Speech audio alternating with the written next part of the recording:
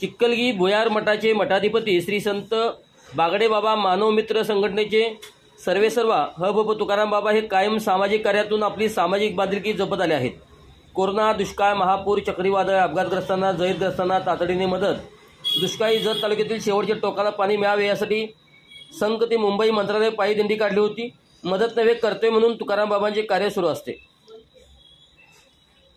राष्ट्रीय संत गाडगेबाबा यांचे शिष्य श्री संत सयाजी बागडे बाबा यांच्या पुण्यतिथीनिमित्त 2010 पासून तुकाराम बाबा यांनी एक गाव एक मोहीम राबविणाऱ्या गावासाठी श्रींच्या मूर्त्या मोफत देण्याचा अभिनव उपक्रम हाती घेतला। मंगळवेढा, जत, कवठेमंकाळ तालुक्यात सामाजिक बांधिलकी जपणाऱ्या गणेश मंडळांना, गावांना श्रींच्या मूर्त्या देताना बाबांनी प्राधान्य दिले। यंदाही संघ येथील बाबा आश्रमात गणेश मंडळाला हबप तुकाराम बाबा यांनी श्रींच्या मूर्तीचे मोफत वाटप करण्यात आले। यावेळी तुकाराम बाबांच्या मातोश्री भगिनी प्रशांत कांबळे, मोहसिन मने, रामदास भोसले उपस्थित होते। यावेळी बोलताना हबप तुकाराम बाबा महाराज यांनी श्रींच्या चरणी महाराष्ट्रातील 1,34,000 मुख्यमंत्री युवा प्रशिक्षणाची मुदत संपली आहे तेव्हा त्यांच्या हाताला रोजगार द्या अशी आर्त मागणी केली।